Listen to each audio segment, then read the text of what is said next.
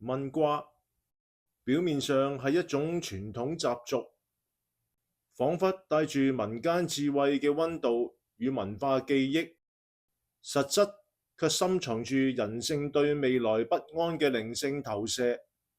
佢嘅行為模式不過係人試圖喺無法預見之中，藉由某種啟示性機制獲得心理確定感嘅過程。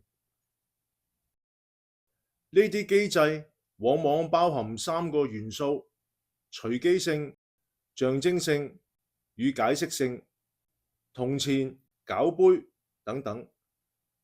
喺佢哋隨機嘅外貌之下，實質蘊含住人心最深嘅渴望，嗰種希望將不可知轉為可知嘅焦慮控制欲，而呢個正係屬靈層次上最容易產生裂縫嘅所在。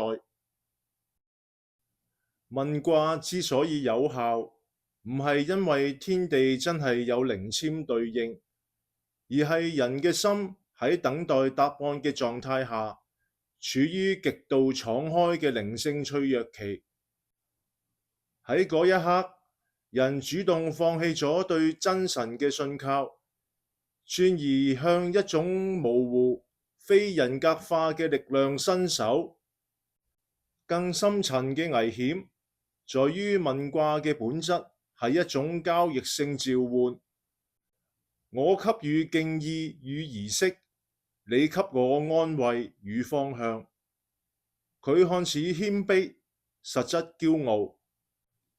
唔係等待神嘅旨意，而係主導解讀嘅主權；唔係信服永恆嘅節奏，而係催促宇宙俾出立即嘅答案。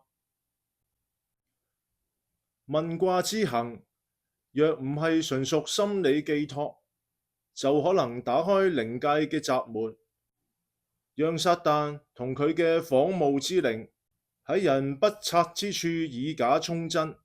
佢哋唔會俾出真理，只會俾出你想聽嘅信息。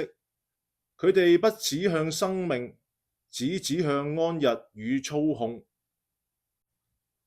當人頻繁問卦，實質已默許咗我嘅靈魂可以為一份安心交付俾一套模糊嘅系統。